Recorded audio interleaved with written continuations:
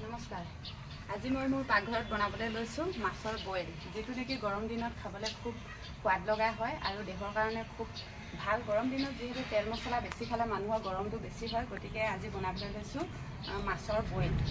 এইফালে লৈছোঁ ধুনীয়া ধুনীয়া চাইজৰ মই কাঁইট নাইকিয়া মাছ লৈ লৈছোঁ ধুনীয়াকৈ ধুই পখালি, আৰু এইফালে লৈছোঁ মাছৰ তেল আৰু পেটু, সেইখিনি হৈছে এই ভাতৰ লগত ভাজি বনাম। আৰু এইফালে আলু লৈছোঁ, পিঁয়াজ লৈছোঁ, এইফালে কণ বিলাহী, এইফালে মান ধনিয়া, পিঁয়াজ সকলোখিনি কাটি মেলি ল'লোঁ। এইফালে গৰম পানী, ডেক্সিত ধুনীয়াকৈ গৰম পানী কৰি দিব। এইফালে প্ৰথমতে এখন কেৰাহী পাতি লৈছোঁ।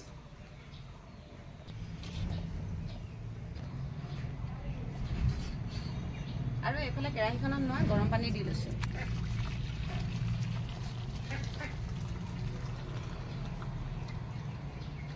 আপুনি জোল যিমান পৰিমাণৰ খায় সিমান পৰিমাণৰ পানী দি ল'ব।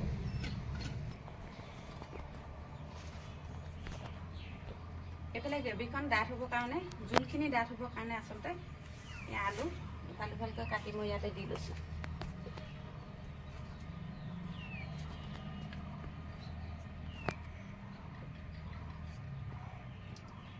মই এয়া মাছ পিচ এপিচকৈ দি দিম।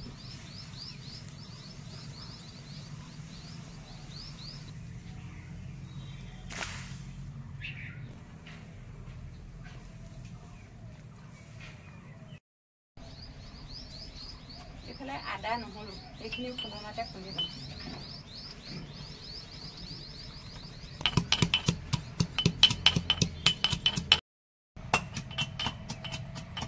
আদা নহৰু খুন্দা হ'ল। এতিয়া ইয়াতে মই এয়া জলকীয়া, কেঁচা জলকীয়া দুটা ইয়াতে দি দিছোঁ। এইফালে আদা নহৰু সেয়া দি লৈছোঁ ইয়াত। আৰু এতিয়া কণ বিলাহীখিনি ইয়াতে দি দিম। অকণমান টেঙা টেঙা হ'ব, খাবলৈ ভাল লাগিব, সেইকাৰণে কণ বিলাহী অকণমান দি দিছোঁ। আৰু লগতে এইফালে এয়া অকণমান পিঁয়াজো দি দিছোঁ।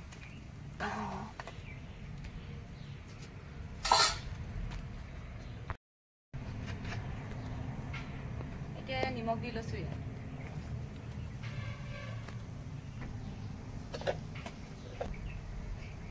বইলত সদ্যহতে হালধি নিদিয়ে, কিন্তু মই অকণমান হালধি দিলেহে ভাল পাওঁ।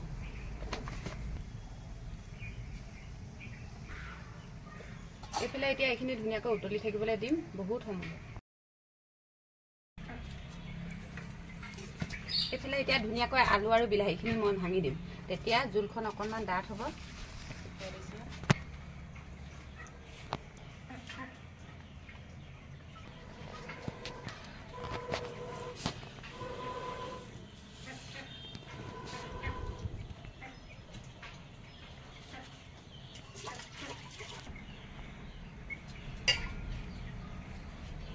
একেবাৰে শেষত এইফালে মান ধনিয়া আৰু এয়া মচন্দৈ আৰু এয়া আদাৰ পাত এয়াও দি দিম। এইখিনি মচন্দৈ, এইফালে এয়া আদাৰ পাত দি দিছোঁ আৰু এয়া মান ধনিয়া।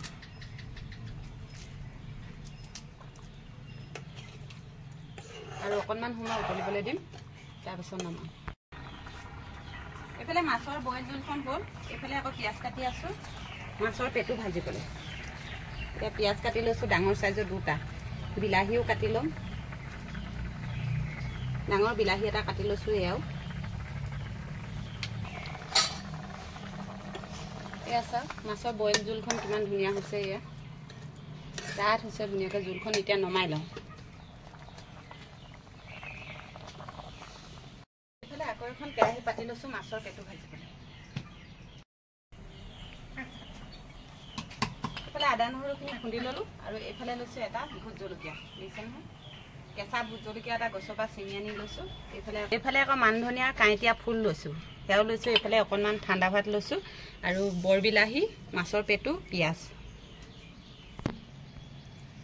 এইফালে কেৰাহী গৰম হ'ল, তেল দি লৈছোঁ। তেলখিনি গৰম হ'ল। এতিয়া ডাঙৰ চাইজৰ এটা পিঁয়াজ কাটি লৈছিলোঁ, সেয়া দিছোঁ। এইফালে ভোট জলকীয়া এয়াও অকণমান কাটি ইয়াতে দি দিছোঁ।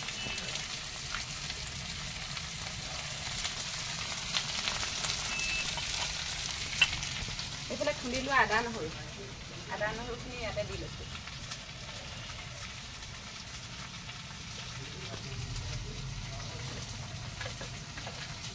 ইয়াতে সোৱাদ অনুযায়ী নিমখ আফালে হালধি সকলোখিনি একেলগতে দি পিঁয়াজখিনি ভাজি ল'ম।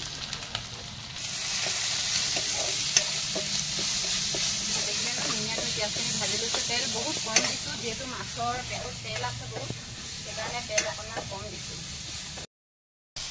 এইফালে পিঁয়াজখিনি ভজা হৈ গ'ল। ইয়াতে মই এয়া বিলাহীখিনি সেইখিনি দি ভাজি ল'ম।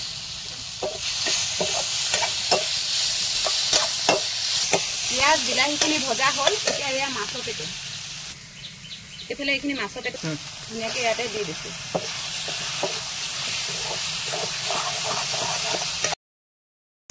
এইফালে চাওক ধুনীয়াকৈ আমাৰ মাছৰ পেটু ভজা হৈ আছে।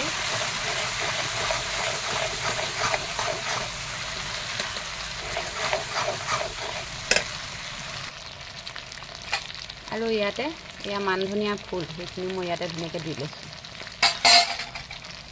এতিয়া ধুনীয়াকৈ এইখিনি লৰাই এইখিনি ভাজি ল'ম। তাৰপিছতহে ভাতখিনি দিম। সম্পূৰ্ণৰূপে মাছৰ পেটুখিনি যেতিয়া ভজা হ'ব তাৰপিছত মই ভাতখিনি দিম। ধুনীয়াকৈ লৰাই ভাজি থাকিব লাগিব, নহ'লে তেলত লাগি যায়।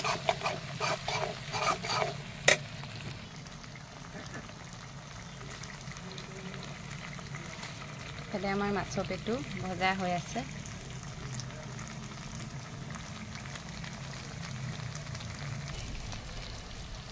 এতিয়া ইয়াতে মই এয়া ভাতখিনি দি লৈছোঁ।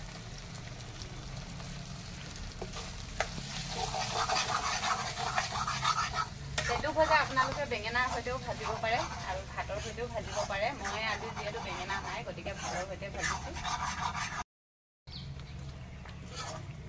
এতিয়া এয়া আমাৰ মাছৰ পেটু ভজা হ'ল। চাওকচোন কিমান ধুনীয়া হৈছে। ইয়াত দেখিছেনে? এতিয়া এইখিনি নমাই লওঁ, তাৰপিছত ভাত বাঢ়িম। এইফালে ভাত বাঢ়ি ল'লোঁ। এডোখৰ ভোট জলকীয়া এয়া দিছে নহয়, এডোখৰ ভোট জলকীয়া লৈ লৈছোঁ। আৰু এইফালে বইল মাছৰ জোল।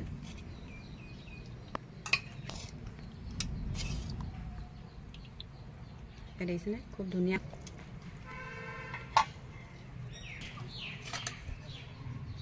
এইফালে মাছৰ পেটুৰ ভজা।